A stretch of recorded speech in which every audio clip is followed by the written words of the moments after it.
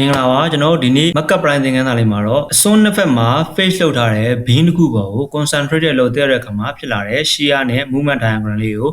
Mathcad Prime မှာဆွဲကြည့်မှာဖြစ်ပါတယ်အဲ့ဒါကိုဆွဲကြည့်မယ်ဆိုရင်ကျွန်တော်ဒီမှာ Mathcad Prime မှာကျွန်တော် worksheet လေးတစ်ခုဖန်တီးလိုက်မယ်အဲ့ worksheet ဖန်တီးတဲ့ကျွန်တော်မပြောတော့ဘူးเนาะရှေ့ပိုင်းမှာအကုန်1 to 5မှာကျွန်တော်ပြောခဲ့ပြီးသားဖြစ်တယ်เนาะဒီမှာထပ်ကလည်းပြန်မပြောတော့ဘူးအဲ့မှာခေါင်းစဉ်လေးတက်မယ်ပုံထည့်မယ်လိုတဲ့စာလေးရေးမယ်ပြီးရင်ကျွန်တော် given အနေနဲ့ပေါ့เนาะဒီမှာ concentrate လောက်က30 kN ရှိမယ်လမ်းကဘီးရင်လက်က12 မီတာရှိမယ်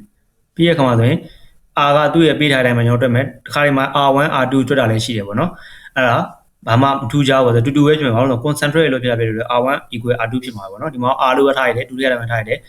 R P1 2ပေါ့နော်ပြီး check လုပ်တဲ့ကောင်မှာဆိုရင် R1 + R2 လည်းရတယ် 2R ဆိုလည်းရတယ်အဲ့ဒါက P နဲ့သွားတူမှာပေါ့နော်ပြီးရင် shear diagram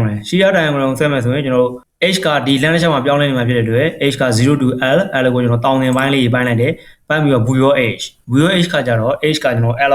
အောက်ငဲနေတာမှာဆိုရင်ကျွန်တော်တို့ဒီ R နဲ့မြောက်မယ်เนาะ R1 လို့လည်းလုပ်နိုင်တယ်ပေါ့เนาะ R1 လို့လုပ်နိုင်တယ် R လို့လုပ်နိုင်တယ်ပြီးရင် H ကဒီ L/2 ထဲကြီးတဲ့အနေထားနဲ့ L ကြားဆိုဒီကြားကိုရောက်လာပြီဆိုရင်ကျွန်တော် R ရဲ့ PA ရှိမယ်เนาะအဲ့ဒါ R ရဲ့ -B အဲ့ဒါဒီပုံထွက်လာလိမ့်မယ်ပြီးရင် movement diagram ကြတော့ကျွန်တော်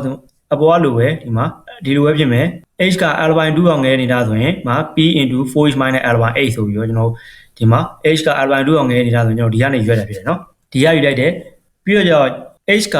L/2 နဲ့ L ကြားရောက်လာတဲ့အခါမှာဆိုရင်ကျွန်တော်ဒီကိုရောက်လာတယ်ဒီလောက်ကိုရောက်လာပြီဆိုရင်ကျွန်တော် -B into 4H minus 3L/8 ဖြစ်သွားမယ်เนาะဟုတ်ပြီအဲ့ဒါလေးကိုကျွန်တော်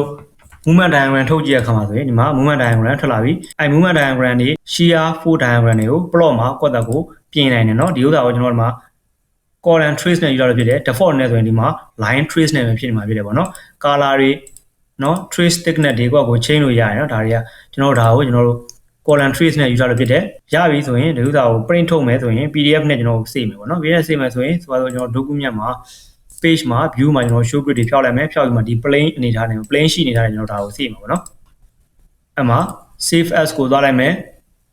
PDF format နဲ့စေမယ်ကျွန်တော်ဘယ်မှာစေမလဲဆိုတော့ desktop မှာစေမယ် PDF လို့ပြလိုက်မယ်အဲ့လိုပဲကျွန်တော် direct print လုပ်မယ်ဆိုလည်းလုပ်လို့ရတယ်ဒီမှာ print ပေါ့เนาะ print မှာသွားလိုက်မယ်ဒီမှာ preference မှာ portrait နဲ့ထားမယ် advanced မှာကျွန်တော် A4 နဲ့ထားမယ်ပြီးရင် okay မယ်ကျွန်တော် print လိုက်မယ်เนาะ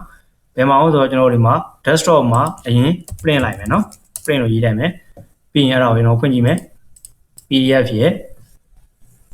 ပြီးတော့ဒီမှာ print ရပေါ့เนาะ PDF ကို print ကိုတူတူပဲဖြစ်တယ်ကိုယ့်အတော့ကို